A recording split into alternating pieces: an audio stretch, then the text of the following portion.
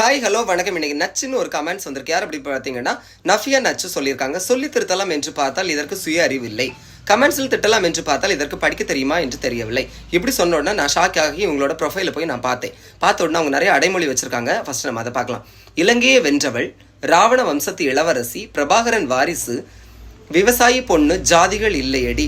இவ்வளோ அடைமொழி வைக்க தெரிஞ்ச உனக்கு உயர்திணை அக்ரிணை தமிழில் தெரியவில்லையடி. என்ன அப்படின்னு பார்த்துட்டிங்கன்னா, தமிழில் ஒரு இலக்கணம் இருக்குது, உயர்திணை அக்ரிணை. இதில் உயர்திணைன்னா என்னென்னு பார்த்துட்டிங்கன்னா, மனிதர்களில் சிறந்தவர்கள், இல்லைனா மக்கள், தேவர்கள், கடவுள், இவங்களை எல்லாத்தையும் குறிக்கும் போது அவர்கள், இவர்கள், அந்த மாதிரி ஒரு மரியாதை நிமித்தமாக சொல்லுவோம் பார்த்தீங்களா, இதை உயர்திணை அப்படின்னு சொல்லுவாங்க. நீ இதில் நான் மனுஷன் தான், நீ என்ன எப்படி குறிப்பிட்டிருக்க, இதற்கு அதற்குன்னு சொல்லியிருக்க. ஓகேவா? இது அது அதற்கு இதற்கு இப்படி எல்லாம் சொல்கிறோம் பார்த்தீங்களா, இது அக்ரிணையிலே வரும். ஓகேவா?